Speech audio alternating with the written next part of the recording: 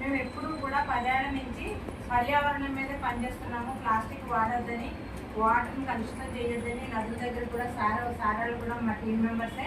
మేము ఇప్పుడు ఈ 10 ఏళ్ల నుంచి కూడా మాకు చంద్రమౌళి గారు కొంచెం రావట్లేదు, మిగిలిన వాళ్ళంటే అందరూ వస్తున్నారు. ఆయన ఆరోగ్యరీత్యా కొన్నాళ్ళు మానేశారు, ఇప్పుడు మళ్ళీ సార్ వస్తున్నారు. అలాగే సతీష్ గారు కానీ, వాణి గారు కానీ మా ఆత్మీయులు అనమాట. మా జీవనానికి ఫస్ట్ వీళ్ళు నాకు అందరికీ సపోర్టు.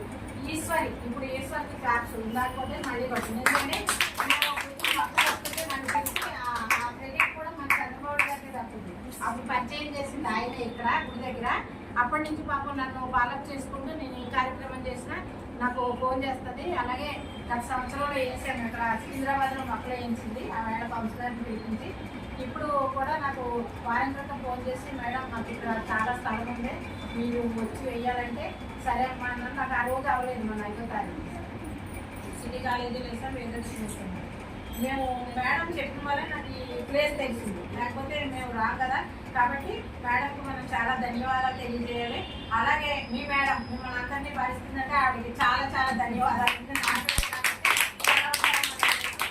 మీరందరూ కూడా ఇప్పుడు అందరూ చెప్పేది ప్లాస్టిక్ వాడకండి. మీరు బయటికి వెళ్ళినప్పుడు కూడా సంచులు అయిపోతే మాకు చెప్పండి, మేము ఇస్తాం తెచ్చి. అర్థమైందా?